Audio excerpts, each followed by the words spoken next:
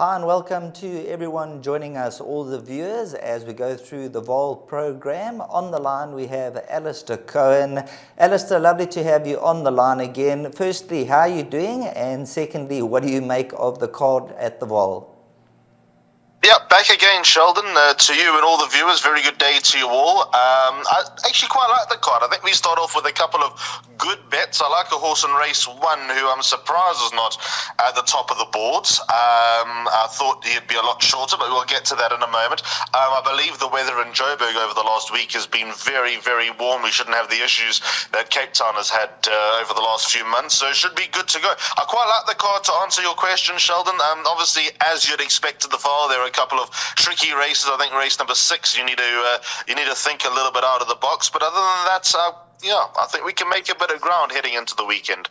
Well, let's get started in race number 1. Tell us how we can make some money for the place accumulator and the pick 6 in the opening leg of the bar pot, race number 1.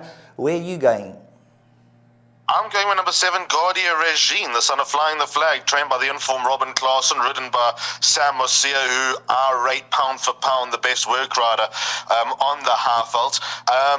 I know that the comments in the computer form is one-paced finish. I don't think the scribe watched that race closely. I know Moolah Man ran a fair 4th in a handicap at Turfentine on Saturday, but watch this replay closely. Number 7, Guardia Regine, ran into a lot of trouble going through the final 300 metres. He had no right to finish 2 1/4 lengths behind Moolah Man. The red-hot favourite in the next race was just in front of, when I say just in front, was 2 lengths in front, and I reckon that maiden's a bit stronger than this work rider's maiden. You know, this horse, Crepuscolo, ran in, I think if you take Falcon's Strike out of it, a very, very weak maiden first time out. Funny enough, I was on course that day, and I phoned Fabian Habib and I said, what do you think? He said he need a couple of runs, but does have a quartet chance, so he was right about that. But I was far more encouraged with the runner number 7, Guardia Regine, on debut, despite finishing 3 lengths further back. 3 places further back, was 2 lengths closer to the winner. I'm lining up number 7, Guardia Regine. I think he's way overpriced, and I think that's the way to start the day. There we go, a bet on the nose for Alistair in race number 1, which will take us on to race number 2, the opening leg of the place accumulator. Current betting, number 2, Kinshin Shah, is 8 to 10. Number 3, Pocket Watch, at 16 to 10. Now, when you look at the second race, number 2, Kinshin Shah from the Lucky Hudalaka stable, runner-up in the last 2 efforts. You've elected to banker this one, Alistair?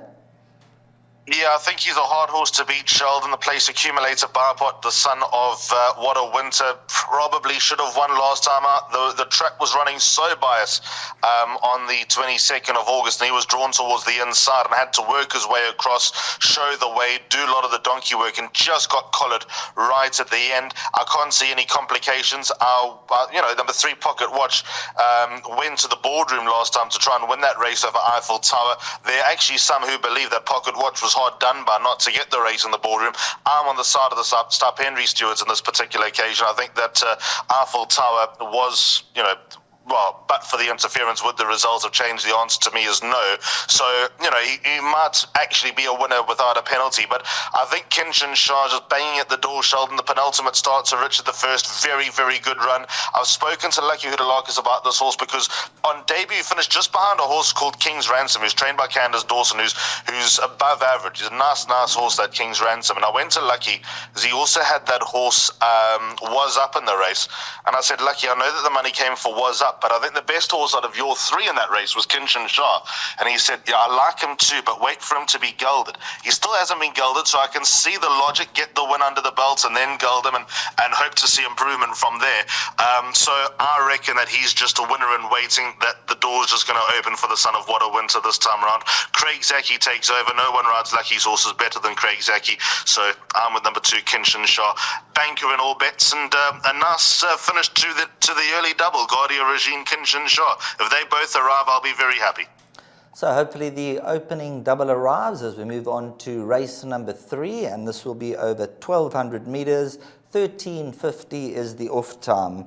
Now, number 5, Blip Blip, from 9 to 2, is shortened to 28 to 10. Number 2, Striking Angel, from 28 to 10 down 22 to 10. These are the 2 market leaders. Let's start with number 5, Blip Blip. First time out from 20 to 1 down 6 to 1, Alistair. Yeah, Sheldon, it was a good run to an extent. Just having a look at this form, Flying Broomstick ran 4th and 1.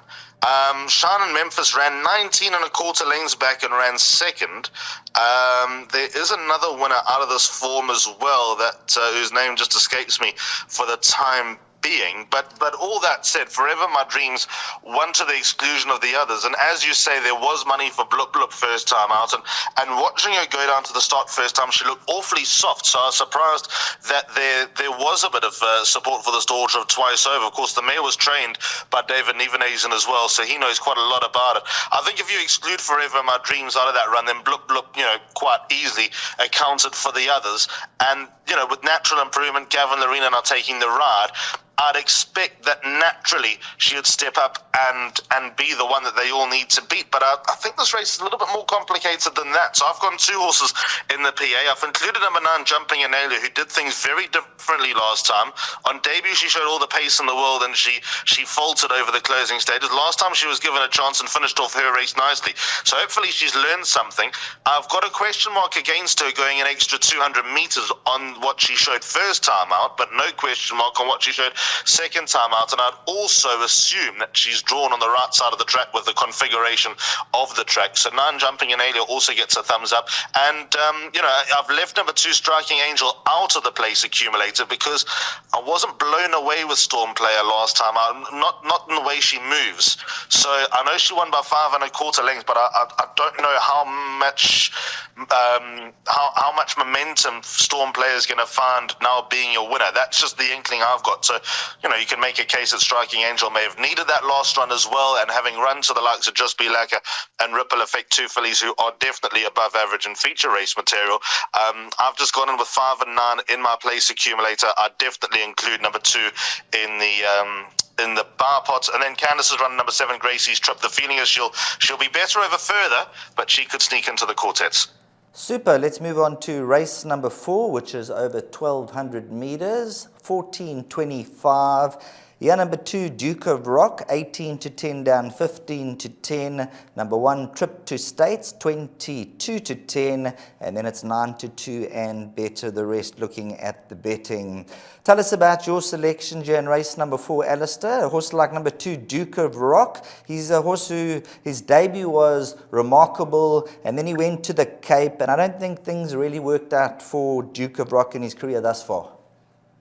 Yeah, I think he was with Peter Muscat before going to Bar and Boots, the son of Duke of Marmalade. First run good, second run I suppose in Cape Town with money worth forgiving. I'd venture to say that he might just need a run. I can see the case, I can see the money, I can see the interest in the son of Duke of Marmalade, but I've gone against him in the place accumulator. I won't leave him out of the pick 6. My PA numbers here are numbers 3 and 5. I like this horse Breckhart, Sheldon. I think he's a big player with Pierre Stradom on board. That's an interesting jockey booking. I'll tell you why I like a bit of Breckhart. I've called some of his races where he's kind of stayed on to an extent and not quite gone on with it. I see that put blinkers on last time and he showed a lot of pace. That was in the farm sale race, and so the last twice he's run with winners, run with horses that I think are simply better than him. And I think if you take those runs out of the equation and sort of run a normal maiden plates in his last 2, he might have gone sort of 3rd and 2nd and been a lot more appealing. So I think number 3 Breckhart is overpriced in this 4th race, and I'm going to have a nice little place bet on him and hope that he runs into the first 3 to make PA's pay. My backup is with number 5 Eiger Sanction, who showed good improvement from run 1 to run 2. For a lot of the way he was dangerous. He is the fittest horse in the race, number 5 the Eiger Sanction, having run just a week ago. First run not very good over 1,000 meters, but obviously blew off the cobwebs. Second run much better, and if there is any more progress to come, he could be dangerous. So I've gone against the grain here. I've gone 3 and 5. I'm hoping the winner's one of those, but I do have respect for number 2 Duke of Rock, definitely in the pick 6, but just in terms of having a bet on the nose in race 4, number 3 Breckhart, my place bet. There we go, place bet for Alistair as we step on the gas to race number 5. This will be over 1,600 meters. Alistair, number 1, The Work of Life, is currently 13-10 from the Roy Magnus stable, 3rd in the last 3 runs. Muzieni sticks with this individual. What do you make about the price of The Work of Life around 13-10? Far too short. Far too short, Sheldon. Obviously there are a few positives. Roy Magnus yards in form. Muzieni's had a flying start to the season. Has been down the Vaal mile straight. Probably ran her best race to Let's Go Now. Who obviously went to Hollywoodbets Scottsville soon afterwards and won, and then ran in the Grade 1 Douglas White Stakes. So there is enough of a case. Again, much like the favourite in race 4, Duke of Rock, the work of life goes into my pick 6. But at the place accumulator, I've taken a little bit of a chance here, and I'll tell you why. I like this horse Boom Boom. You might think I've gone Fani Bronkhorst mad at a bit of a price. Boom Boom for me is a very, very good looking filly, and you might have heard, and viewers might have heard, a few weeks ago Fani Bronkhorst drove me to the Vaal because there would have been the flight or transport complications for me. We're getting called up at the last minute, and Fani, obviously being based at Reinkiesfontein where Candice is, it was easy for me to jump in the car with him. And I asked him about this horse Boom Boom because I presented a few times and she's caught my eye going down to the start. And he said to me, wait for her to go over further. So here we are going over further with this Daughter of Erupt. So I'm going to take his word for it. And Fani's horses can improve out of nowhere. So I think number 5, Boom Boom, again, and a smaller place bet than on Brechart because, Boom Boom's shown far less.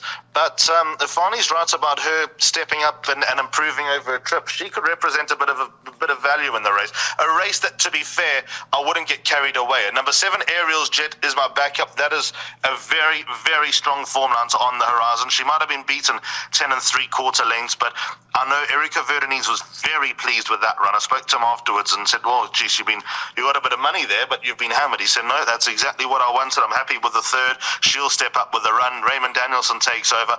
On the horizon, won a fairly strong handicap straight out of the maidens, and the 2nd horse, Sunshine Day, also won, and won with ease a week earlier. So 5 and 7 for me in the place accumulator. Pick 6 numbers, though, definitely 1 and 8 going.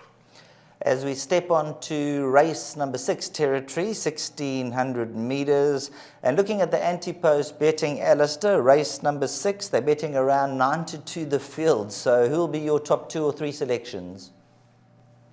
It's strange, Sheldon, because the more I talk to you about this meeting, the more I actually think that my perhaps obscure selections aren't too obscure. Now, I have a rule, I don't know if I've done a show with you lately, when Wakas runs, I have a rule when Wakas runs down the straight, I'm putting him in. Samango Kamalo takes a ride, the headgear comes off, which I'm very happy to see. There was money for him last time out, but he's best over a mile. If you have a look, 3 of his 6 wins have come over a mile. A lot of his good works come down the Vaal straight. His ratings come down even further. Look, his highest rating ever was an 81. He's never going to get to an 81 again. But now down another £3 for a race where he wasn't beaten out of sight last time out.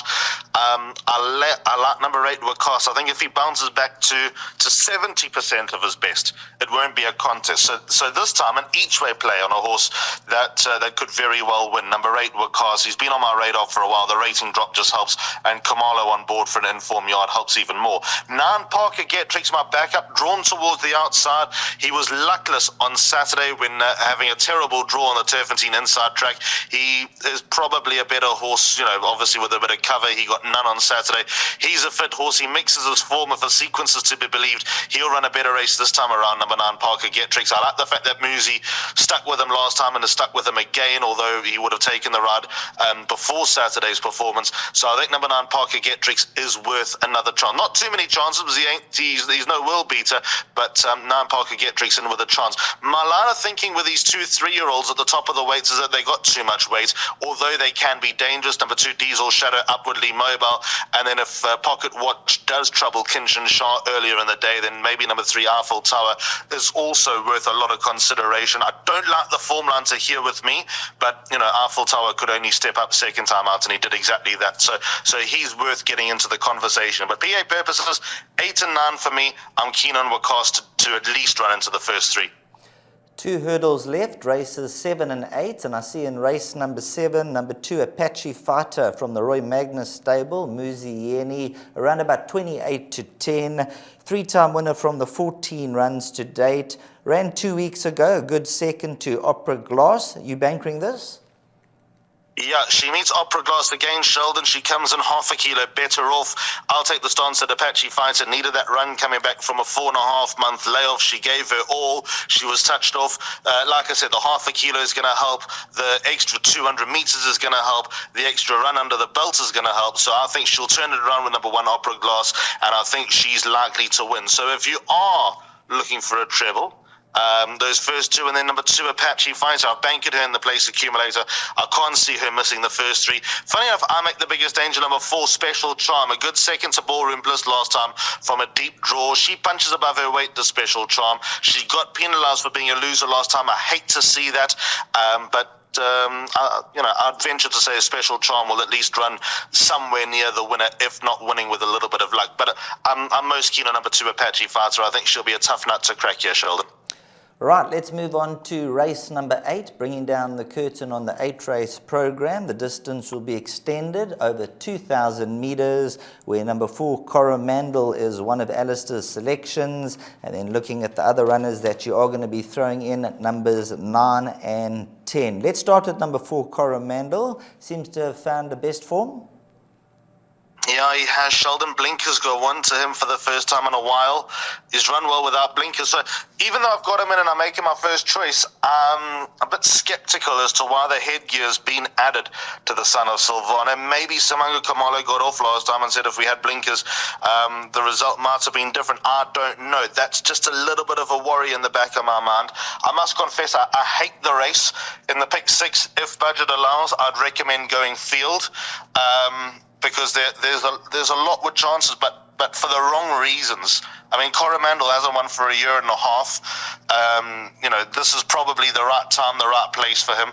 But then you get horses like Go Dream Machine, who I think is better over 2,400 meters, but with the rating of what she is and banging at the door now, running to the likes of Absolute Value, who's an accomplished player, certainly a lot better than anything in this race. Then number 9, Go Dream Machine gets thrown in. 10, Little Miss Sunshine became very interesting after Black Lightning won on Saturday. So, 10, Little Miss Sunshine off a lightweight out of a good draw, coming just in at the weights with 52 kilos, so not under sufferance here. She's got to at least be afforded some respect. 7, Ideal Future Take Note runs under a penalty for winning a race stronger than this last time out, but she's got more weight to carry naturally. It's a race that I'm having a tough time with because Coromandel jumps off the page, but the worry is, why have the blinkers gone on when he's run so well without blinkers lately? So that just makes me think a little bit. It's a race where I'd advise punters, if there's anything that I haven't mentioned that makes some sort of appeal, put it in. Super, thanks very much, Alistair, and as always, thanks for the import and exporting the information. So let's hope all the horses run accordingly. Be safe, and we'll catch up with you soon. Perfect, thank you, Sheldon. Always a pleasure, and enjoy what's to come for the rest of the week. Should be good stuff, and looking forward to our next meeting.